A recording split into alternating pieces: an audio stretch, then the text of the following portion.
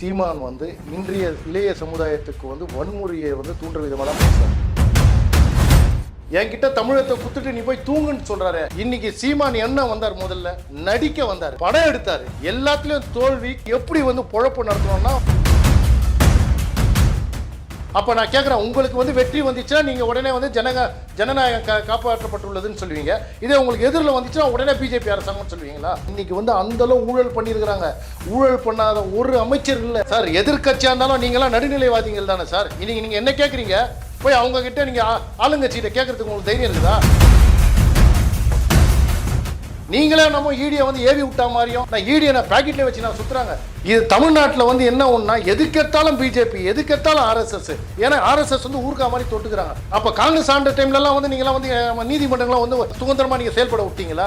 பணம் வந்து எங்கிருந்து வந்ததுக்கு அந்த ஆதாரம்லாம் கிடைச்சிருக்குது. தேசிய பாதுகாப்பு சட்டத்தில் சீமான் கைதானாலும் கைதாகலாம். பிஜேபியோட பி டீம்னு அவர் சொல்றாங்க சார். இப்போ அவரே வந்து பிஜேபி தான் எங்களை அழிக்க பார்க்குது, என் கட்சியை முடங்க பார்க்குதுன்னு சொல்றாங்க. அப்போ இதுல இருந்தே தெரியல யாருடைய டீம்னு சொல்லி. ஆனா விஜய் வந்து யாரோ தூண்டி விட்டு அவரை யாரோ தப்பா வழி நடத்திட்டாங்களோன்னு. அதாவது சினிமா நடிகர்கள்லாம் உச்சத்துல இருந்தா வந்து முதலமைச்சர் ஆயிடுவாங்கன்னு அந்த கனவா என்னன்னு எனக்கு தெரியல. விஜயகாந்தோட கம்பேர் பண்ணாதீங்க. அவசரப்பட்டு களத்தில் இறங்கிட்டார் தான் வந்து சொல்லுவேன். ஒத்துழைப்புலேயும் வந்து நீதிமன்றத்து மூலமா ஒரு நல்ல தீர்ப்பு வந்தது. இதை இஸ்லாமியர்களும் கிறிஸ்துவர்களும் இந்துக்கள் எல்லோருமே ஒருங்கிணைந்தா வந்து ஏற்றுக்கிட்டாங்க.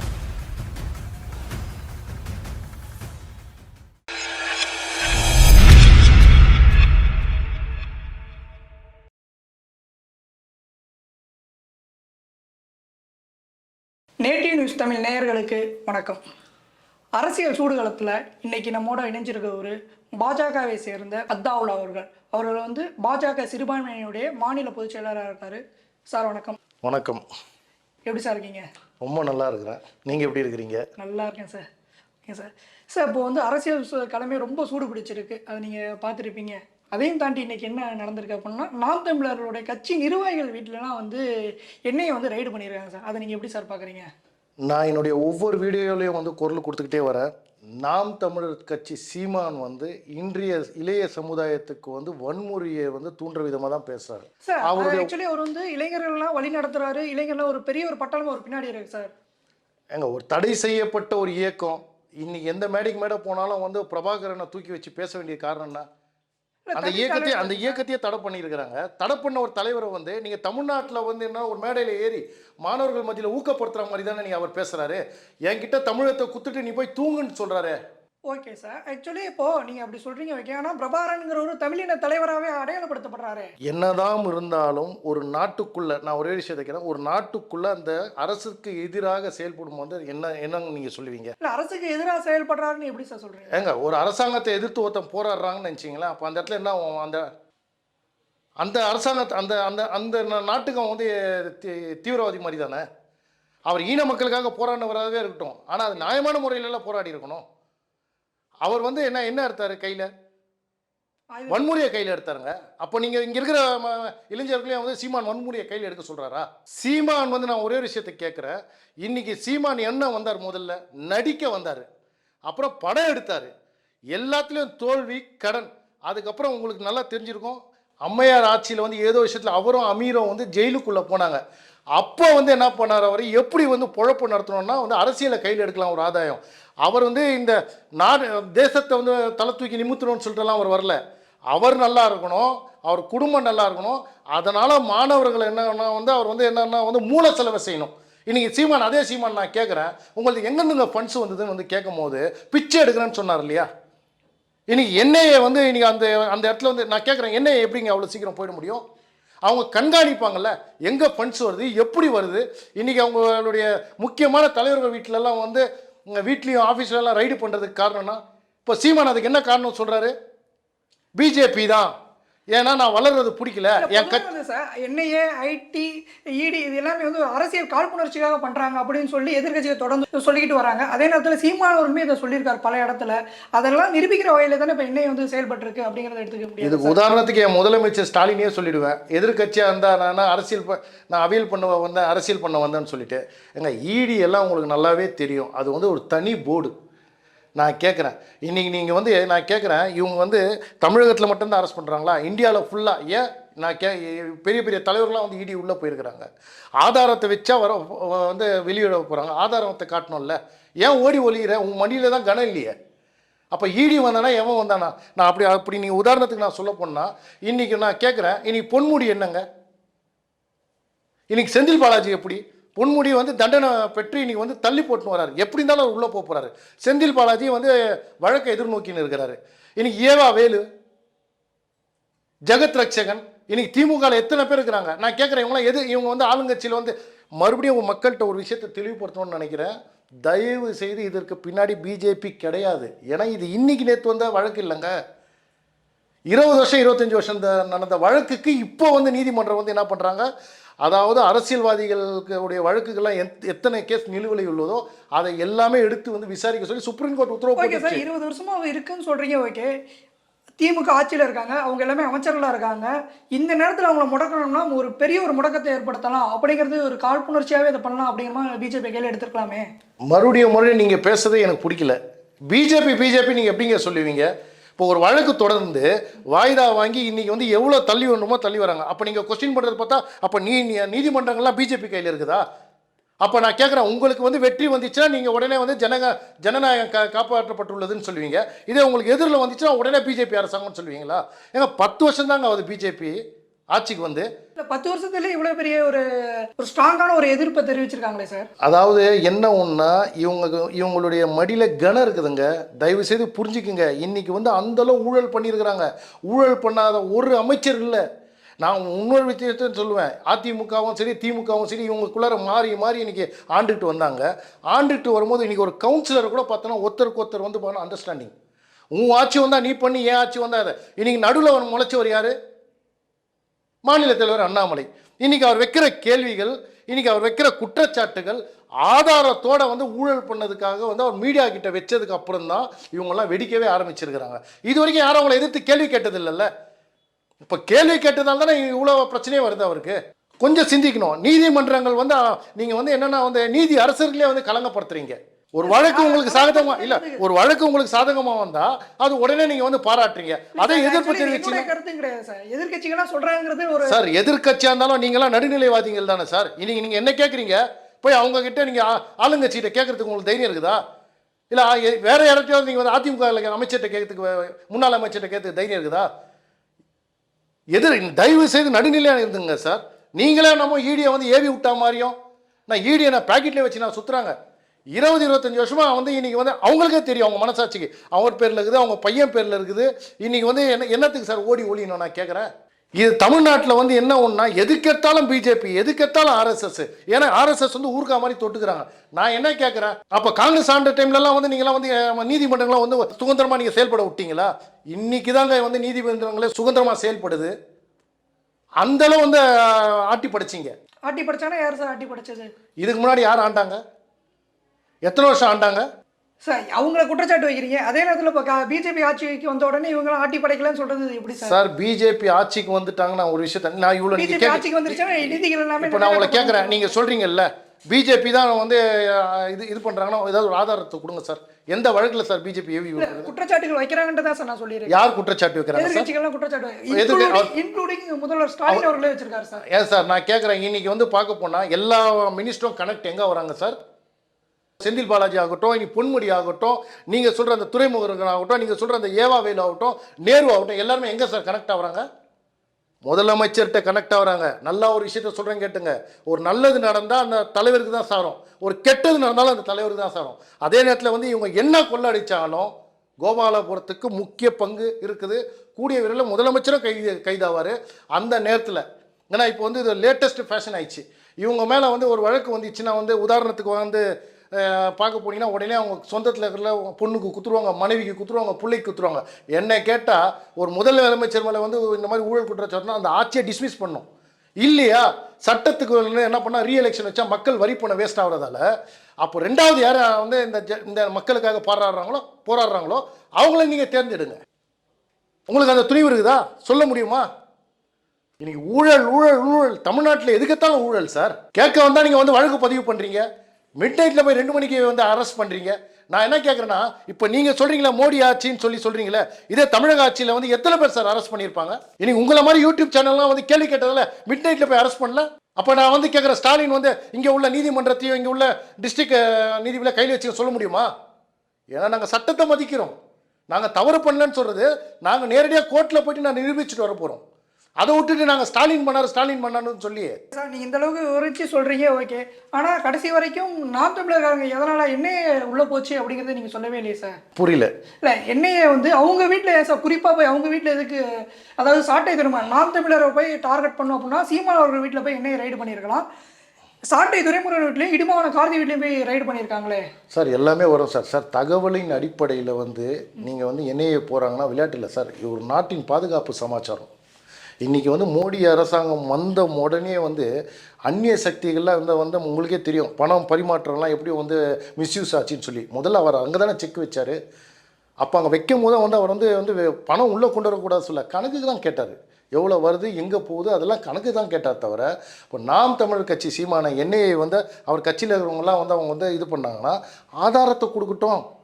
ஐயா எங்கே பணம் வந்தது, யார் அவங்களுக்கு தகவல் கொடுத்தாங்க, போயின்னு நிரூபிக்கிட்டோம் சார். மக்கள்கிட்ட நிரூபிங்க.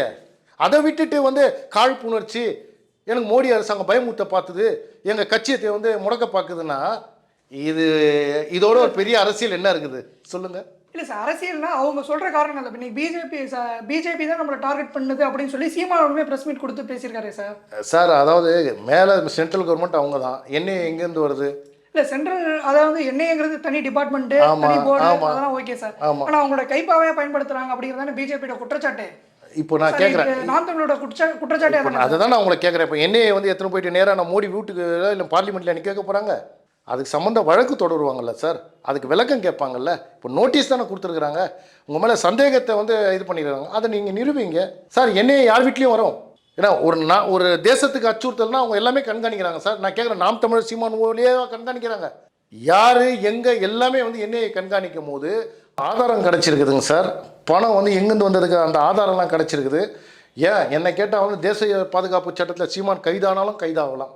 சீமானே கைதாவாருன்னு சொல்லிடுங்க. நிச்சயமாக தவறு செய்தவர்களுக்கு யாராக இருந்தாலும் கைதாக தான் செய்வாங்க. பல இளைஞர்கள் முன்னுதாரணமாக இருக்கார் சார். அவர் தேச பாதுகாப்பு சட்டத்தில் வந்து கைதாவார் அப்படிங்கும்போது எப்படி சார்? தயவு செய்து இளைஞர்கள் வந்து வீழ்த்து கொள்ளணும். நான் மறுபடியும் உங்ககிட்ட சொல்கிறது ஒரு விஷயம் என்னென்னா, இவர் அந்த இடத்துல வந்து பார்க்க போனால் வந்து தன்னை தமிழன் என்று காட்டுகிறாரு. இவர் ஒரு தமிழனே கிடையாது. என்ன கேட்டால் சீமானே தமிழர், சீமான் வந்து ஒரு தமிழனே கிடையாது. சும்மா தமிழை வச்சுக்கிட்டு வந்து அவர் வந்து அவர் வயிற்று பொழப்பு நடத்துறாரு. இங்கே உள்ள அவர் சார் அவருக்கு உழைப்பை கொச்சப்படுத்த சார். அவருக்கு நான் ஒரே ஒரு விஷயத்தை கேட்குறேன் சார். சீமான் இவ்வளோ தூரம் பேசுறாருல, சீமான் எங்கேயாவது வந்து நீங்கள் ஒழிச்சு பார்த்துக்கிறீங்களா? எலெக்ஷன் வர நேரத்தில் வெளியே வருவார். வேற எங்கேயாவது பிரச்சனை வந்து வெளியில் வந்து என்ன பண்ணுவார்? மக்கள் பிரச்சனை, அத்தனை பிரச்சனையுமே ஒரு வெளியே வந்துருக்கு சார். அப்போ எழும்பூர் அந்த எண்ணெய் செய்தி கூட ஃபீல்டுக்கு போய் ஒரு சார் ஒன்றே அதை தான் சொல்ல வரேன். அதாவது என்னன்னா, அவர் வந்து சொல்கிறாரு, இன்னைக்கு விவசாயிக்கு பிரச்சனை, இன்னைக்கு வந்து என் இளைஞ கஷ்டப்படுறான், வேலை வெட்டி இல்லை, அது இதுக்குன்னு சொல்லிட்டு இவர் எலெக்ஷன் டைமில் தான் அவர் வந்திருக்கிறாரு. சீமான் நீங்கள் நினைக்கிற மாதிரி சார் எவ்வளோ சீமான் எலெக்ஷனுக்காக வந்திருக்காருன்னா பல எலெக்ஷன் அவர் கிராஸ் பண்ணி வந்துட்டார் சார். அந்த எலெக்ஷன்லாம் பெரிய ஒரு தோல்வி அடைஞ்சிருக்காரு. இப்போ தான் ஒரு கிராஸ் பீரியடை தாண்டி இப்போ கொஞ்சம் மேலே வராரு. இப்போ இந்த இடத்துல ஒரு அரசியலுக்காக பண்ணுறது அப்படிங்கிறது அவரோட உழைப்பையும் மொத்த உழைப்பையுமே கொச்சப்படுத்துகிற மாதிரி இல்லையா? ஒரு நடிகர், ஒரு டைரக்டரு, அவர் எந்த இடத்துல வந்து ப்ளே பண்ணணும்னு அவருக்கு நல்லாவே தெரியும். மேடையில் ஏறுனா அவர் வீரவசனம்லாம் பயங்கரமாக பேசுவார். அவர் வந்து சிவாஜியை மிஞ்சின ஒரு நடிகர். இன்றைக்கி வந்து அவருக்கு வந்து அந்த பேச்சாற்றலை வச்சு தான் இன்றைக்கி வந்து பார்க்க போனீங்கன்னா முக்கால்வாசி இளைஞர்கள் வந்து இது பண்ணுறாரு. ஆனால் அவர் உண்மையாலுமே பார்க்க போனால் இந்த தேசத்து மேலேயும் சரி, இந்த மண்ணு மேலே பற்று இல்லாத ஒரு ஆள். ஆட்சி என் கையில் கொடு, மண்ணை என்கிட்ட கொடு அப்படி இப்படின்னு சொல்கிறவரில் என்ன சீமான் இது வரைக்கும் தமிழ் மக்களுக்கு பண்ணியிருக்கிறார் நீங்கள் சொல்லுங்கள். இன்றைக்கி அவ்வளோ பெரிய வீட்டை வந்து கேட்டார்னா வந்து கட்டிட்டு உள்ளே போய்க்கிறார்ல. இல்லை சீமான் என்ன பண்ணியிருக்காங்க சார்? பிரச்சனை அத்தனை இடத்துலையும் அவருமே மக்களுக்காக நின்று குரல் கொடுத்து என்ன பண்ணியிருக்காரு? குரல் கொடுக்குறாருன்னா இப்போ நான் எந்த கட்சி கொடுக்கல அது சொல்லுங்கள் நீங்கள். இல்லை சார், இப்போ சீமான் மட்டும் தான் பறந்து விமான நிலைய பிரச்சனை இல்லை சார். இல்லை சார், போய் அவர் வந்து போராட்டம் பண்ணி மக்கள் சீமான் மட்டும் தான் பண்ணாரா? இல்லை அவரும் பண்ணியிருக்காரு தான் சார் சொல்கிறேன். நான் ஒரே ஒரு விஷயம், பெரிய ஒரு உழைப்புல சார் அவர். சார் ஒரே ஒரு விஷயம் சொல்கிறேன் கேட்டுங்க சார். என்ன கேட்டால் சீமான் வந்து திமுகவுடைய பி டீம் சார். சார் பிஜேபியோட பி டீம்னு அவர் சொல்கிறாங்க சார்.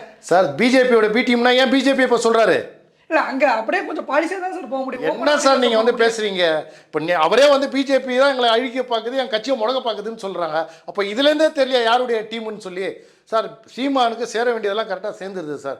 அவர் கூட்டணியும் வைக்க மாட்டார். இப்போ நான் சொல்கிறேன் கேட்டுங்க, 10 வருஷமாக நான் கூட்டணி வைக்கல, நான் வந்து கொள்கை தானே சார், யார் கூட கூட்டணி வைக்க மாட்டேன், தனிச்சு நின்று நான் வெற்றி பெறுவாங்கிறதான அவரோட கொள்கை மெயின். அதாவது வந்து என்ன ஒன்றா வந்து இவர் தான் சொல்கிறார் சார், இவர் தமிழ்நாடு வந்து தனி மாநிலமாக்கணும்னு அவர் பண்ணுறாரு. இன்றைக்கி அதை தான் வந்து சொல்ல வரேன். இன்றைக்கி இந்த தமிழ்நாடை பிரிக்கிறது அவருடைய எண்ணம். அதை தான் வந்து என்ன பண்ணுறாருன்னா வந்து தடை செய்யப்பட்ட அந்த பிரபாகரனை வச்சு இன்றைக்கி பிரச்சாரம் பண்ணுறது வந்து இதை கூட உண்மையிலுமே சொல்ல போனால் வந்து அவர் மேலே வந்து வழக்கு தொடரணும். எப்படி ஒரு தடை செய்யப்பட்ட ஒரு தலைவரை வச்சு இவர் நீங்கள் இந்த இடத்துல பிரச்சாரம் பண்ணலாம், எனக்கே சந்தேகம்தான் சார், எனக்கே சந்தேகம்தான். ஏன் மக்களுக்கு நிறைய பேருக்கு சந்தேகம்தான். இதை மக்கள் ஏற்றுக்கல சார். மக்கள்லேயே இன்னும் நிறைய பேர் வந்து பிரபாகரனை மதிக்கிறவங்க நிறைய பேர் இருக்காங்க சார். என் பேரே பிரபாகரன் தான் சார். சார் மறுபடியும் சொல்கிறேன் கேட்டுங்க, பிரபாகரனுக்கு நல்லவராக கெட்டவரா உள்ளே போல.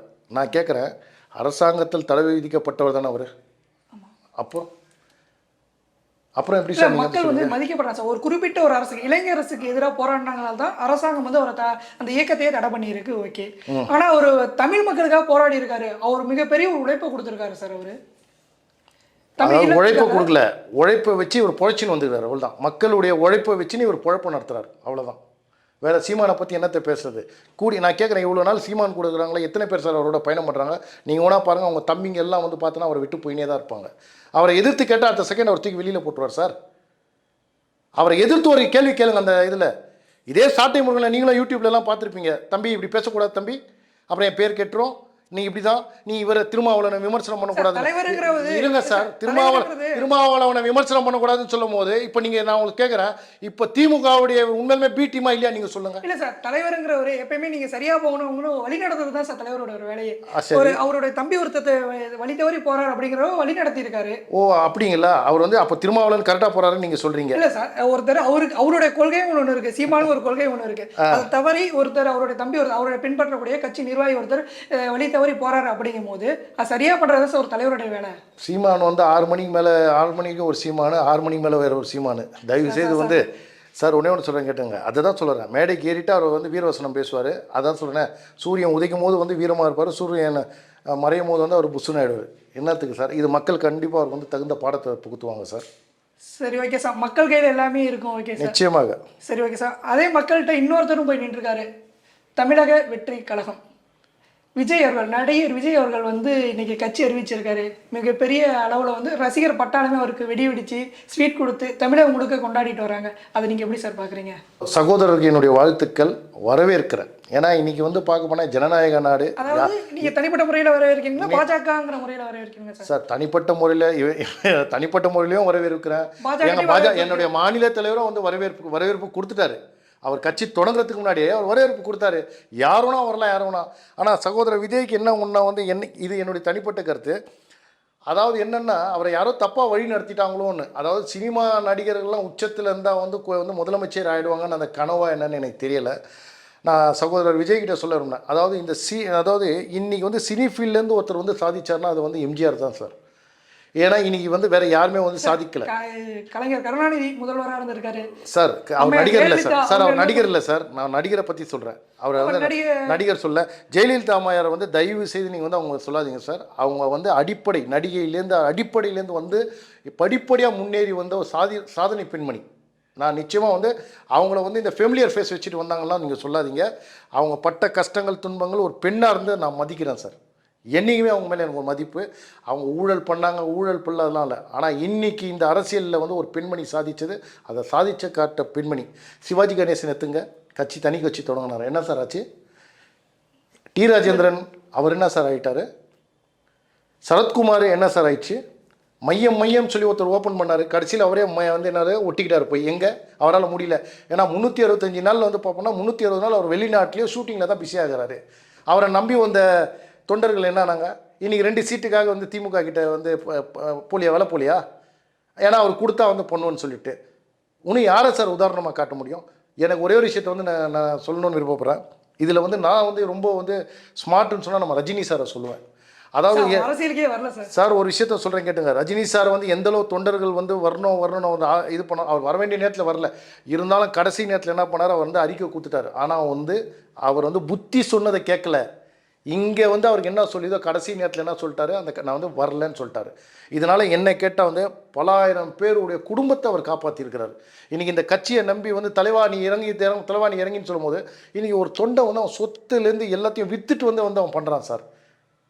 கொஞ்சம் யோசிக்கணும் இல்லையா அந்த தொண்டருடைய உணர்வை? அதை அவர் உணர்ந்துருக்கிறார். நான் வந்து அவருக்கு என்ன சார் கவலை இருக்குது? இறைவன் எல்லாமே அவர் கொடுத்துருக்கிறாரு. அவர் வந்து எனக்கு வந்து அவப்பேர் ஏற்பட்டாலும் எனக்கு வந்து கவலை இல்லை, நான் வந்து அரசியலேருந்து வரப்போகிறதும் இல்லைன்னு சொல்லிட்டாரு. இன்றைக்கி விஜய் அவர்களை வந்து கேட்குறேன். விஜய் அவர்கள் என்ன நான் வந்து ஸ்டன் பண்ணுறதெல்லாம் இல்லை, நான் இப்போ சொல்கிறேன், விஜய் அவர்கள் வந்து நான் மதிக்கிறேன்.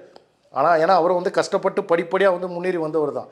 ஆனால் வந்து நீங்கள் வந்து என்னென்னா இன்றைக்கி உங்கள் தந்தையுடைய பேச்சை கேட்டு வந்தீங்களான்னு எனக்கு தெரில. தந்தை பேச்சு கேட்டு வந்தீங்கன்னா கண்டிப்பாக அவர் உங்களை அரசியலில் வேணான்னு தான் சொல்லியிருப்பார். உங்களுக்குன்னு ஒரு இமேஜ் இருக்குது, உங்களுக்குன்னு ஒரு மரியாதை இருக்குது, உங்களுக்குன்னு தொண்டர் மத்தியில் வந்து நல்ல வரவேற்பு இருக்குது. ஆனால் நீங்கள் வந்து என்னென்னா வந்து முதல்ல உள்ளாட்சியில் வந்து நேருக்கு நேர் வந்து ஃபேஸ் பண்ணி வாங்குற சார். ஆனால் ஒரு கட்சி ஆக்சுவலி அவருடைய கொடியை பயன்படுத்தி அவருடைய ஃபேஸை பயன்படுத்தி தான் சார் மக்கள்கிட்ட போய் ஓட்டு கேட்டுருக்காங்க. அவருடைய ரசிகர்களே அதை வச்சு ஜெயிச்சிருக்காங்க சார், ஓட்டு வாங்கியிருக்காங்க சார். திமுக பெரிய பலத்தில் இருக்கக்கூடிய இடத்துல கூட ஒரு ஓட்டு சதவீதம் வாங்கியிருக்காங்க சார். இதுக்கு வந்து விஜய் பின்பற்றுறது விஜயகாந்த் அவர்களை தயவு செய்து புரிஞ்சுக்கணும். விஜயகாந்த் அவர்கள் எப்படின்னா வந்து இந்த மாதிரி அவர் நடிச்சுக்கிட்டே உள்ளாட்சி தேர்தலை சந்தித்து இன்றைக்கி படிப்படியாக அவர் கட்சியை உருவாக்கி உண்மையாலுமே கேட்டால் ஒரு கட்டத்தில் விஜயகாந்த் சாதித்தார், மக்கள் மனதை வென்றார். இன்றைக்கும் பார்க்க போனீங்கன்னா அவருடைய சமாதியில் பாருங்கள் சார், 28ஆம் தேதி இறந்தானா இன்னும் வரைக்கும் அந்த இடத்துல அந்த சமாதியில் எவ்வளோ பேர் சார் நான் பார்த்ததே இல்லை. எந்த தலைவருக்கும் நான் எல்லோரும் வந்து பார்க்க போனால் அந்த நேரத்தில் வருவாங்க, ஒரு வாரம் வருவாங்க, ஒரு மாதம் ஆயும் வந்து இன்றைக்கி வந்து அவர் சமாதியில் அத்தனை பேர் வராங்கன்னா அப்போ ஒரு மக்கள் மனதை வென்றிருக்கிறார் இல்லையா? அவர் அரசியல் வீழ்ச்சி வந்து வேறு காரணம், ஏன்னா அவர் உடல் ரீதியாக வந்து பிரச்சனை வந்ததால் தான் அரசியல் ரீதி தவிர இன்றைக்கி விஜயகாந்த் நல்லா இருந்தால் இந்நேரம் அரசியலில் வேறு மாதிரியாக புரட்சி ஏற்பட்டிருக்கும். ஆனால் விஜயகாந்தோட கம்பேர் பண்ணாதீங்க. விஜய் வந்து சும்மா ஸ்டேஜில் 2000 பேருக்கு வந்து 1000 ரூபா 5000 ரூபா குத்ததால் வந்து விஜய் நினச்சிட்டு க்ரௌட் வந்துச்சுன்னு சொல்லி நான் ஏன் சொல்ல வரேன்னா, நிச்சயமாக 2026 வந்து இதோடைய பிரதிபலிப்பு இருக்க தான் போகுது. விஜய் தனித்து நிற்க போகிறாரா இல்லை கூட்டணி அமைக்க போகிறாரா? உங்களுடைய அனுமானம் என்ன சார்? என்னுடைய அபிப்பிராயம் என்னன்னு வந்து கேட்கணுன்னா, ஒரு மனுஷனுடைய வலியும் வேதனையும் தெரிஞ்சிருக்கணும் சார். அவன் தான் சார் உண்மையாலுமே அரசியல்வாதி. நான் கேட்குறேன், விஜய் வாழ்க்கையில் கஷ்டப்பட்டார், சினிஃபீல்டில் கஷ்டப்பட்டுப்பார், ஆனால் சொந்த வாழ்க்கையில் சின்ன வயசுலேருந்து அவங்க அம்மா அப்பா எல்லாம் வெளிலுது தான். ஸோ அவருக்கு என்ன கஷ்டம் தெரிஞ்சிருக்க போகுது? இப்போ உதாரணத்துக்கு ஒரு ஆளை நான் கம்பேர் பண்ணுவேன் இந்த இடத்துல. மாநிலத்தில் ஒரு அண்ணாமலை அவர்கள் ஐபிஎஸ், அந்த ஐபிஎஸ் அவர் படித்து, ஏன்னா ஒரு விவசாய குடும்பத்துலேருந்து வந்தவர், அவருக்கு கஷ்டம்னா என்னன்னு தெரியும். அந்த ஐபிஎஸ் பதவியை ரிசைன் பண்ணுறதுக்கு ஒரு தைரியம். ஆனால் அதை விட்டுட்டு வந்து அவர் என்ன பண்ணார், யார் காலையும் போய் உள்ள அவர் ஊரில் போயிட்டு அங்கே ஊரில் உள்ள அந்த விவசாயத்தையும் இளைஞர்களுக்கான ஒரு அமைப்பு ஆரம்பித்தார் அங்கே வந்து. ஆமாம், ஏன்னா அவருக்கு வந்து அது தெரியும், ஆரம்பித்து படிப்படியாக தானே வந்தார். அதாவது மக்கள் பிரச்சனையை சந்தித்து படிப்படியாக வந்து இன்றைக்கி வந்து என்னென்னா, இன்றைக்கி வந்து அவர் வந்து மோடியின் பார்வையில் பட்டு இன்றைக்கி தமிழகத்தில் வந்து மாநில தலைவராக இருந்து இன்றைக்கி வந்து எண் மக்களை வந்து எந்தளவு வெற்றி பயணமாக வந்து கொண்டு போகிறார். இன்றைக்கி நான் கேட்குறேன், விஜய் வந்து அவருடைய சினி ஃபீல்டை வச்சு நீங்கள் இத்தனை வருஷமாக வந்து ஃபேஸ் ஃபெமிலியர் ஆனார், ஆனால் அண்ணாமலை இந்த 3 வருஷத்தில் வந்து ஃபெமிலியர் ஆனார். அப்போ இதில் யார் சார் இதில் வந்து நீங்கள் எடுத்துப்பீங்க? அப்போ யாருக்கு இது மக்களுடைய வலி தெரிஞ்சிருக்கோன்னு நீங்கள் சொல்கிறீங்க? இல்லை சார், இவர் விஜய் அவர்களுமே வந்து சாதாரண தொண்டன் கொண்டு பார்த்துட்டு வந்திருக்காரு. அந்த வழி தெரிஞ்சனால தான் திருநெல்வேலியில் போய் அவர் வந்து நிவாரணப் பொருட்களுக்கான நிவாரண உதவியெல்லாம் பண்ணிட்டு வந்திருக்காரு, நிவாரணப் பொருட்கள் கொடுத்துட்டு வந்திருக்காரு. அந்த வழி தெரிஞ்சனால தான் சார் பண்ணியிருக்காரு. சார் ஒன்று சொல்கிறேன், நான் வந்து விஜய் வந்து கெட்டவருன்னு சொல்ல வரல, தயவுசெய்து புரிஞ்சுங்க.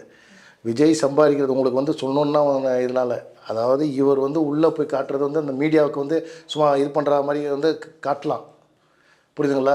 ஆனால் வந்து விஜய் வந்து அவருடைய ட்ரீம் வந்து வேறு, சிஎம் ரேஞ்சில் அவருடைய ட்ரீம் இருக்குது. இன்றைக்கி அவர் என்னென்னலாம் ஸ்டண்ட் பண்ணின்னு வந்துக்கிறாருன்னு உங்களுக்கு தெரியும். கண்டிப்பாக வந்து இந்த தமிழக மக்கள் வந்து விஜய் ஏற்றுக்கிட்டாங்கன்னு வச்சுங்களேன், உங்களோட சேர்ந்து நானும் வந்து சந்தோஷமாக எடுத்துக்கிறேன். எனக்கு அவர் வரதாலெல்லாம் வந்து எந்த வெறுப்பு இதெல்லாம் கிடையாது. ஆனால் விஜய் வந்து யாரோ தூண்டி விட்டு, எனக்கு தெரிஞ்சு தூண்டி விட்டு அவசரப்பட்டு களத்தில் இறங்கிட்டார் தான் வந்து சொல்லுவேன். அது இல்லாமல் வந்து பல பேர்த்தோடைய அரசியல் நாணம்லாம் அவர் வாங்கிட்டு, ஏன்னா இதுக்கு முன்னாடி முஸ்லீம் ஆனந்த் கூட எம்எல்ஏவாக இருந்திருக்காரு, அவர் கூடவே இருக்கார் சார், பக்கபலமாக இருக்கார், அவர் வந்து கூட அவர் வழி நடத்திட்டு இருக்காரு சார். காலம் பதில் சொல்லும். இந்த இப்போ 70-80 நாளில் வந்து தெரியும். நான் ஒன்று கேட்குறேன், விஜய்க்கு வாழ்த்துக்கள். நீங்கள் உங்களுடைய தொண்டர்கள் உங்கள் பின்னாடி பக்கபலமாக இருக்கிற நீங்கள் நம்புறீங்க, வெற்றி அடையணும். அதே நேரத்தில் வந்து என்னென்னா, கூட்டணி இல்லாமல் இல்லை கூட்டணியான்னு வந்து விஜய் தான் டிசைட் பண்ணுவார். இப்போ தானே வந்திருக்கிறாரு. இப்போ எப்படியும் வந்து அவர் வந்து நீங்கள் சொன்ன மாதிரி எல்லாருடைய எக்ஸ்பீரியன்ஸையும் எடுத்துகிட்டு அவர் வந்துருக்கிறாருன்னு சொல்லுவோம். காலம் பதில் சொல்லும். சரி, ஓகேங்க சார். இப்போ வந்து நீங்கள் பாஜக கையில் எடுத்தது, அயோத்தியை கையில் எடுத்தாங்க, மிகப்பெரிய அளவில் ஒரு வெற்றி எடுத்துட்டாங்க. அடுத்து சூசகமாக நானாபியை கையில் எடுக்க போகிறோம் அப்படிங்கிற மாதிரி சொல்கிறீங்களா எப்படி சார்? தயவு செய்து பாஜக கையில் எடுத்ததுன்னு வந்து சொல்கிறது நிப்பாட்டுங்க. நான் வந்து பொதுவாகவே வந்து இஸ்லாமிய சகோதரர்களும் சரி, என் அனைத்து மக்கள்கிட்டையும் ஒரு விஷயத்த சொல்லணும்னு நினைக்கிறேன். 500 ஆண்டு காலம் போராட்டம், அது வந்து என்னென்னா நல்லபடியாக இனி வந்து எல்லோருடைய ஒத்துழைப்புலேயும் வந்து நீதிமன்றத்து மூலமாக ஒரு நல்ல தீர்ப்பு வந்தது. இதை இஸ்லாமியர்களும் கிறிஸ்துவர்களும் இந்துக்கள் எல்லோருமே ஒருங்கிணைந்தாக வந்து ஏற்றுக்கிட்டாங்க. அயோத்தி தீர்ப்பை வந்து எல்லாருமே ஏற்றுக்கிட்டாங்க. எல்லாருமே தயவு செய்து அதை தான் வந்து சொல்கிறேன். ஏன்னா உங்களை மாதிரி மீடியாக்கள் வந்து இது மறுபடியும் வந்து கலர்றது தான் எனக்கு வேதனையாக இருக்குது. காரணம், அப்போ நான் கேட்குறேன், இத்தனை ஆண்டு காலம் அந்த அரசியல் பண்ணவங்களை வந்து அரசியல் பண்ண வச்சு அதனால் உயிரிழப்பு எத்தனை போச்சு? அப்போ நீங்கள் இதுக்கு எல்லாத்துக்கும் வந்து விட்டுருவீங்க. ஒருத்தர் ஆட்சியே போனாலும்னு சொல்லி துணிஞ்சு வந்து இது நீங்கள் என்ன பண்ணுங்கள், இதுக்கு வந்து அந்த நீதிபதி கேட்கும்போது இதுக்கு வந்து நீங்கள் என்ன இது நடவடிக்கை எடுத்து தீர்ப்பு கொடுங்கன்னு சொல்கிறாரு. அதுக்கும் ஒரு தைரியம் ஓணும் இல்லை. கடைசியில் அந்த தீர்ப்பு வரும்போது வந்து அனைத்து கட்சி, அதாவது அனைத்து தலைவர்களையும் கூப்பிட்டு பிரதமர் இது யாருக்கு சாதகம் பாதகம் வந்தாலும் வந்து தயவுசெய்து இது வந்து நம்ம வந்து கொண்டாடக்கூடாதுன்னு வந்து அது ஒரு ரெஸ்ட்ரிக்ஷன் போட்டார். உங்கள் எல்லாருக்கும் தெரியும். அப்போ ஒட்டுமொத்த இந்தியாவும் அமைதியாக இருந்தது. வெற்றி வந்தோடனே அவங்கவுங்க வீட்டில் வந்து விளக்கு ஏற்றினாங்க. ஆனால் அதுக்கு ஒரு முடிவு வந்தது. நான் கேட்டேன்னா இஸ்லாமியர் கூட எத்தனை இஸ்லாமியர்கள் செத்துருப்பாங்க, எத்தனை இந்துக்கள் செத்துருப்பாங்க, எத்தனை ஆண்டு காலமாக அது வந்து நடந்துருந்தது. யார் ஆட்சியில் நடந்தது, அந்த ஆட்சியில் தடுக்கிறதுக்கு வக்கு இல்லை. யார் ஆட்சியில் இது வந்து பாபர் மசூதி இடிக்கப்பட்டது? காங்கிரஸ் ஆட்சியில். யார் ஆட்சியில் வந்து ராமர் கோயில் கட்டுவோன்னு சொல்லி முதல் கல் வச்சது? அதுவும் காங்கிரஸில் யார் வச்சாங்க உங்களுக்கு தெரியும். ஸோ எல்லாம் காங்கிரஸை விட்டுட்டு இன்றைக்கி நீங்கள் பிஜேபினா வந்து அதாவது ஒரு சொல்யூஷன் கொடுத்த ஆளுங்களை வந்து நீங்கள் பிடிச்சது வந்து பிஜேபி ஆர்எஸ்எஸ். இருந்தாலும் ஒரு நன்மை நடந்தது. நான் அதே நேரத்தில் வந்து இந்த ஞான வஹாபி விஷயத்தில் வரேன். தயவு செய்து இதை வந்து இப்போ என்னென்னா இது வந்து எலெக்ஷன் வர நேரத்தில் இதை வந்து கொளுத்தி போடுறதுக்கு காரணம் என்ன? ஏன்னா நல்லா ஒன்று சொல்கிறேன் கேட்டுங்க. யூபியில் நம்மளுடைய அங்கே உள்ள சீஃப் மினிஸ்டர் உங்களுக்கே தெரியும், யோகி ஆதித்யநாத். அங்கே இருக்கிற முஸ்லீம்களை அவருக்கு எதிர்ப்பு தெரிவிக்கிறாங்களா? தயவு செய்து மீடியாக்கள் நீங்கள் வந்து போட்டு காட்டுங்க. இன்னைக்கு தமிழ்நாட்டில் வந்து எந்த அளவு வந்து முஸ்லீம்களோட ஓட் பேங்க் வந்து அதிகமாக இருக்கிறதே உத்தரப்பிரதேசத்தில் தான். ஆமாம், அங்கே எந்த பிரச்சனையும் இல்லையே. அங்கே எந்த பிரச்சனையும் இல்லையே. அங்கே எந்த பிரச்சனையும் இல்லை சார். அதை தான் சொல்ல சார். காசி கோயிலுக்கே வந்து பார்க்க போனால் இதுக்கு முன்னாடி காசி கோயில் எப்படி இருந்ததுன்னு சொல்லி இங்கே இருக்கிற எல்லாருக்குமே தெரியும். சந்தில் ஒரு கோயில் மாதிரியா இல்லை. தான் வந்து அவர் என்ன பண்ணால் அந்த இடத்துல சிஎம் ஆனதால் அந்த இடத்துல வந்து என்ன பண்ணுறாங்க, அங்கே திட்ட ஒரு 300-400 குடும்பம் சார், 300-400 குடும்பத்தை கூப்பிட்றாரு. இவரே நேரடியாக பேசும்போது இந்த இடத்துல வந்து இந்த மந்திருக்கு வந்து நீங்கள் எல்லாம் வந்து ஒன்று உங்களால் முடிஞ்ச வரைக்கும் வந்து இதை வந்து அவருக்கு தானமாக கொடுங்க, இல்லை உங்களுக்கு ஏதாவது வந்து விலை ஒன்றாலும் அதை நான் வந்து உங்களுக்கு அதுக்கு டபுளாக வந்து கொடுக்குறேன்னு வந்து சொன்னார் சார். இதில் நிறைய பேர் நான் சொல்கிறது பாருன்னா திட்டு அந்த ஏரியாவில் வசிக்கிற 30% முஸ்லீம்ஸில் நிறைய பேர் வந்து அந்த கோயிலுக்கு அவங்களுடைய நிலத்தை தானமாக கொடுத்தாங்க. இஸ்லாமியர் வந்து காசி கோவிலுக்கு தானமாக கொடுத்தாங்க. அதே நேரத்தில் வந்து சொல்கிறேன் கேட்டுங்க, யாரெல்லாம் வந்து எங்களுக்கு வந்து இல்லை எங்களுக்கு வந்து இந்த மாதிரி இவ்வளோ கஷ்டம் இருக்குது, எங்களுக்கு வந்து ஏதாவது ஒரு இடத்துல வந்து நீங்கள் ஒரு வீடு கொடுங்க, இல்லை ஒரு நிலம் கொடுங்கன்னு அவங்க எல்லாருக்கும் 2 மடங்கு கொடுத்துருக்கிறாரு. இது எத்தனை இது ஏன் வரல? அவரை கூப்பிட்டு பேசி வச்சோன்னே இன்றைக்கி வந்து காசியை எந்தளவு வந்து கொண்டு வந்துக்கிறார் சார். இன்றைக்கி வந்து பார்ப்போன்னா யூபியில் இஸ்லாமியர்களுக்கு இன்றைக்கி எந்தளவு பிஸ்னஸில் முன்னேற்றம் தெரியுமா? அந்த முதலமைச்சர் அந்த முஸ்லீம்களுக்கு அந்தளவு முன்னுரிமை தராரு. யூபி ஒரு காலத்தில் ரவுடிகளுடைய கூடாரமாக இருந்தது. எத்தனை ரவுடிங்க அதிரடியாக உள்ளே வந்தார். ஆனால் இங்கே இருக்கிற தமிழ்நாட்டில் இருக்கிறவங்க என்ன பண்ணுறாங்க, யோகி ஆதித்யநாத் முஸ்லீம்களை அட்டூழியம் பண்ணுறாருன்னு சொல்லி ஒரு பிரபாரம். அவர் யாரையுமே பாரபட்சம் நடந்தது யூபியில் தான் இந்தியாவில் சார். அதை தான் சொல்ல வரேன் சார். நான் ஒன்று கேட்குறேன் சார். அப்போ இங்கே இருக்கிற மாதிரி வந்து குற்றவாளிகளை வந்து அரசியல்வாதிங்க காப்பாற்றுற மாதிரி அவர் காப்பாற்றணும்னு நினைக்கிறீங்களா? தப்பு பண்ணுற இல்லை சார், தப்பு பண்ணுறவனை வந்து போட்டு தள்ளு. நானே சொல்கிறேன், இன்னைக்கு யூபியில் வந்து பார்க்க போனீங்கன்னா வந்து குற்ற சதவீதம் கம்மியாக இருக்குது சார். ஒரு காலத்தில் எப்படி இருந்தது எத்து போட சொல்லுங்க, ஆட்டில கேளுங்க. நான் சொல்றது ஆட்டில கேளுங்க. இன்னைக்கு தமிழ்நாட்டில் எந்த அளவு வந்து இங்க தமிழ் இன்னைக்கு தமிழ் மக்கள் கலாச்சாரம்ன்றாங்களே, இன்னைக்கு எந்த அளவு பாலியல் குற்றங்கள் நடக்குது, இன்னைக்கு எந்த அளவு ஊழல் நடக்குது, இன்னைக்கு எந்த அளவு கஞ்சா சீரழிஞ்சு போயிருக்கு சார். இன்னைக்கு இருக்கிற முதலமைச்சர் தயவு செய்து வட மாநிலத்தில் இருக்கிற அந்தந்த மாநிலத்தை போய் பாருங்க. இன்னைக்கு தமிழகத்தோட அந்த மாநிலங்கள்லாம் வந்து முன்னோக்கி போய் இருக்கிறாங்க. தமிழகத்தில் இருக்க திமுக காரங்களே நிறைய பேர் சொல்றாங்க சார், தமிழகம் வந்து கல்வி ரீதியாவே வந்து தமிழகத்தை தவிர தமிழகம் தான் ரொம்ப அதிகமா இருக்கு, மேன்மையா இருக்கு அப்படின்னு சொல்லி நிறைய பேர் பேசியிருக்காங்க சார். திமுக காரங்களே பேசியிருக்காங்க சார். திமுகவில் வந்து ஒன்று சொல்கிறேன் சார். இன்னைக்கு நீங்கள் என்ன திமுக அமைச்சர்லாம் எத்தனை வந்து ஸ்கூல்ஸு எத்தனை காலேஜ் வச்சு நீங்கள் பட்டியல் போட முடியுமா? இன்றைக்கி அரசாங்கத்தில் எத்தனை பள்ளிக்கூடங்கள் வந்து ஆசிரியர்கள் நியமிக்கல தெரியுமா சார்? சொன்னோன்னா வந்து நேருக்கு நேர் வந்து முதலமைச்சர் கீழே இருக்கிறவங்க வந்து இது பண்ணாங்க. எல்லாமே வந்து என்ன பண்ணால் அறிக்கை தான், அறிக்கை. நான் என்னக்கிறேன், களத்தில் யார் நான் மறுபடியும் ஏன் சொல்ல வரேன்னா, இன்றைக்கி இந்த ஞானவாபி மசூதியில் வந்து பார்க்க போனால் சார், அதுக்கு கீழே வந்து பார்க்க போனால் வந்து 4 பாதாள அறை இருக்குதுன்னு சொல்கிறாங்க. 1991 வந்து பார்க்க போனீங்கன்னா, அதாவது பாபர் மசூதி 92 வந்து பாபர் மசூதி எனக்கு தெரிஞ்சு வந்து அங்கே இடிக்கும் போது அப்போத்திய வந்து சிஎம் முலாயம் சிங் யாதவ் அவர் என்ன பண்ணுறாரு, அந்த கோயிலை மூடுறாரு. அப்போ அந்த அந்த இடத்துல வந்து பார்க்க போனீங்கன்னா வந்து சோம்நாத் விகாசன் வந்து அதுக்கு வந்து பூஜைலாம் பண்ணின்னு வந்திருக்கிறாரு. ஒரு கட்டத்தில் என்ன ஆச்சுன்னா வந்து அதை அடைச்சதுக்கப்புறம் கொஞ்சம் நல்லா சிந்திக்கணும். அதுக்கப்புறம் என்ன பண்ணுறாங்க, அவர் பேரன் வந்து வழக்கு தொடர்றாரு. அதே நேரத்தில் வந்து சுதந்திரம் அடைஞ்சதுக்கப்புறம், தயவுசெய்து கேட்குறேன், சுதந்திரம் அடைஞ்சதுக்கப்புறம் மசூதியாக தான் இருக்கணும், கோயிலாக தான் இருக்கணும், சர்ச்சாக தான் இருக்கணும்னு வந்து சொன்னாங்க. அதை வந்து 1992 பார்லிமெண்ட்லேயும் அதை நிறைவேற்றினாங்க. ஆனால் இப்போ வந்து நான் ஏன் வந்து கேட்குறேன்னா, இன்றைக்கி அவ்வளோ தூரம் பண்ணவர் வந்து இன்றைக்கி ஞானவாபி விஷயத்தில் வந்து நீங்கள் சொன்ன யோகி ஆதித்யநாத் வந்து தலையிடவே இல்லை. அது என்ன சட்ட ரீதியாக வரணுமோ வரட்டும். ஆனால் இன்றைக்கி திபுன்னு வந்து அந்த இடத்துல சார் ஒரு விஷயத்தை நான் என்னுடைய, ஏன்னா நான் வந்து உங்களை ஏமாற்றலாம், அந்த இறைவனை ஏமாற்ற முடியாது. நான் வந்து ஒரு இந்திய குடிமகனாக ஒரு என்னுடைய ஆதங்கத்தை பதிவு பண்ணணும்னு விருப்பப்படுறேன் சார். என்னை கேட்டால் வந்து மசூதியும் பராமரிக்கப்படணும், கோயிலும் பராமரிக்கப்படணும் சார். இன்றைக்கி நீங்கள் சொல்கிறீங்க அவுரங்கசீப் காலத்தில் வந்து அட்டூழியம் பண்ணாங்கன்னு நீங்கள் வந்து சொல்கிறீங்க. இன்றைக்கி வந்து கோயிலெல்லாம் இடிச்சிட்டு மசூதி கட்டினாங்கன்னு சொன்னாங்க. அது மன்னராட்சி. நான் கேட்குறேன், இன்றைக்கி நீங்கள் என்னடான்னா வந்து சார் நான் மறுபடியும் சொல்கிறேன், பாபர் மசூதியில் வரல, அது நல்லபடியாக முடிஞ்சுது. இன்றைக்கி வந்து சில இடத்துல வந்து என்ன பண்ணுறாங்க, இந்த கோயில் மசூதி கட்டிட்டாங்க, இந்த கோயில் இடிச்சிட்டு மசூதி கட்டினாங்கன்னு சொல்கிறாங்க. நான் என்ன கேட்குறேன், இன்னிய ஜென்ரேஷன் நான் கேட்குறேன், அப்போது இன்னைய ஜென்ரேஷன் இந்த மாதிரி நீங்கள் வந்து தொல்லியல் துறையை வச்சுட்டு இதுக்கு முன்னாடி கோயில் இருந்தது அப்படி சொல்லிட்டு ஒரு மசூதியை வந்து இடிக்கிறேன்னு சொல்லி ஒரு இது பண்ணால் இந்த ஜென்ரேஷன் என்ன பண்ணுவாங்க, ஐயோ எங்கள் மசூதியை இடிச்சிட்டு கோயிலை வச்சுனா ஒரு வரதா சார். இதனால் வந்து என்ன ஆகும் சார், மறுபடியும் வந்து அங்கே என்ன ஆகும், ஒற்றுமை சீர்குலையும், பிரிவினை ஏற்படும், கலவரம் வரும். நான் கேட்குறது ஒரே ஒரு விஷயம் என்னென்னா, இன்றைக்கி வந்து எப்படி வந்து நபிகள் நாயகத்துக்கு ஒரு மக்கா, இன்றைக்கி வந்து இயேசுநாதருக்கு ஒரு ஜெருசலம், ராமருக்கு வந்து ஒரு அயோத்தி. நான் வந்து எந்த விஷயத்துலையும் சொல்ல, ஏன்னா இது இந்து நாடு தான். அதே நேரத்தில் இந்து நாட்டில் வந்து நாங்கள் எல்லாருமே வந்து இதுவும் ஏன் நாடு தான். அந்த இந்து நாட்டில் ஒரு நான் இந்திய முஸ்லீமாக வந்து நான் வந்து என்னென்னா வந்து பாதுகாப்போடு இருக்கிறேன். தயவு செய்து இந்த மாதிரி என்னென்னா வந்து சார், இதுக்கு நான் வந்து ஒரு குடிமகனாக நான் எதிர்ப்பு தான் வைக்கிறேன். ஏன்னா அவங்க வந்து இன்னும் அந்த மசூதியை இடிக்க சொல்லி யாரும் சொல்லலை. அந்த இடத்துல வந்து என்னன்னா வந்து இப்போ வந்து அந்த வசூஹானான்னு சொல்லுவாங்க, அதாவது நாங்கள்லாம் மசூதிக்கு தொழுகைக்கு போகிறதுக்கு முன்னாடி கையெல்லாம் கழுவுற இடத்துல அங்கேயும் வந்து ஆராய்க்கணும், வந்து அந்த தொல்லியல் துறை வந்து ஆராயணும்னு சொல்லி போட்டிருக்கிறாங்க. இதனால் என்னென்னா வந்து முஸ்லீம் நம்ம ஒற்றுமையாக இருக்கிற முஸ்லீம்குள்ளே வந்து ஒரு மத சீர்குலைக்கு ஏற்படுற மாதிரி வந்து சிலர் வந்து பரப்பி விட்றாங்க. இதற்கு பிஜேபியும் ஆர்எஸ்எஸ் பொறுப்பு இல்லை. தயவு செய்து வந்து மக்கள் புரிஞ்சிக்கணும். இப்போ இந்த இடத்துல வந்து என்னென்னா, இப்போ வந்து டிஸ்ட்ரிக்ட் கோர்ட்டில் இருக்கிறவர் வந்து என்ன பண்ணுறாரு, அவசரமாக வந்து இந்த சட்டத்தை வந்து 7 நாளைக்குள்ளே பூஜை போடணும்னு சொல்கிறாங்க. எனக்கே ஒரு வந்து அந்த ஒரு வந்து சந்தேகம் தான். நான் வந்து நாளைக்கு வந்து ரிட்டையர் ஆகிறவர் வந்து இன்றைக்கி வந்து என்ன பண்ணால் ஒரு தீர்ப்பை போட்டு 7 நாளைக்குள்ளே வைங்கன்னா சந்தேகம் வராதா? நான் மக்கள் உங்ககிட்ட சொல்கிறேன். இப்போ இதில் வந்து ஏதோ உள்நோக்கம் இருக்குன்னு நீங்கள் சொல்லுவீங்க சார்?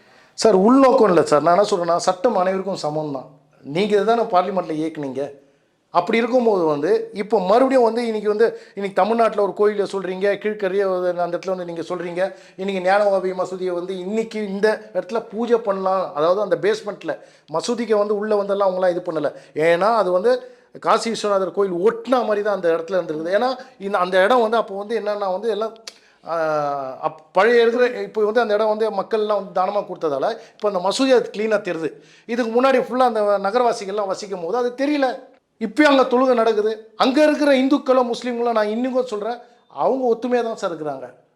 ஆனால் அங்கேருந்து வந்து என்ன பண்ணுறாங்க, அங்கே இருக்கிற விஷயத்தை இங்கே வந்து அரசியலாக்குறாங்க சார். இங்கே இருக்கிற சில இந்துக்கள்னால் வந்து சில இந்து பேர் சொல்லிக்கிட்டு சில அரசியலாக்குறாங்க சார். நான் இப்போ கூட என் இஸ்லாமிய சகோதரர் கேட்குறேன், எந்த விஷயமா இருந்தாலும் சரி, யூபி ஆகட்டும், குஜராத் ஆகட்டும், யாராகட்டும், நேரில் போய் பாருங்கள். நீங்கள் போய் வந்து எடுத்து போடுங்க. இந்த மாதிரி ஒரு அநியாயம் நடக்குதுன்னு சொல்லுங்கள். ஏன் நம்ம இந்து சகோதரர்களும் போடுங்க சார். இங்கே உங்கள் மசூதியை நாங்கள் வந்து டிஸ்டர்பே பண்ணல சார். ஆனால் இங்கே இருக்கிற சில அந்நிய சக்திகள் வந்து நமக்குள்ளே பிரிவினை ஏற்படுத்துறதுக்கு கூடிய விரைவில் நானும் போகிறேன் சார். ஏன்னா நான் வந்து இது வரைக்கும் காசிக்கு போனதில்லை. உங்களை மாதிரி பல்லாயிரம் பேர் வந்து அர்த்தம் ஒருத்தர் 2 பேர் சொல்லி நான் எகிற மாட்டேன். என்னன்னு நான் காசிக்கு போய் அங்கே என்ன உண்மை நிலையோ வந்து பார்த்துக்கிட்டு மறுபடியும் கண்டிப்பாக அந்த வீடியோலாம் வந்து நான் இதில் ஒளிபரப்பேன். காசியா ஞானவாபிக்கு போகிறீங்களா சார்? நான் சொல்கிறேன் ஞானவாபி சார். ஞானவாபிக்கு போய் பார்த்துட்டு. ஆமாம், ஓகே சார். இந்த இது நாங்கள் வந்து கண்டிப்பாக நாங்கள் எதிர்பார்க்குறோம். நிச்சயமாக சார். இது ஒரு இஸ்லாமியரும் பண்ணணும்னு தான் என்னுடைய விருப்பம். உங்களுடைய கருத்துக்களை நாங்கள் கண்டிப்பாக எதிர்பார்த்துட்டு இருக்கோம் சார். இது நாள் வரைக்கும் அரசியல் சூழ்நிலையிலிருந்து, விஜய் அரசியலிருந்து நாம் தமிழர் கட்சியிலுடைய அந்த சூழ்நிலை இருந்து எல்லாமே எங்கள் கூட பதிஞ்சுக்கிட்டீங்க. ரொம்பவே நன்றிங்க சார். ஜெய்ஹிந்த்.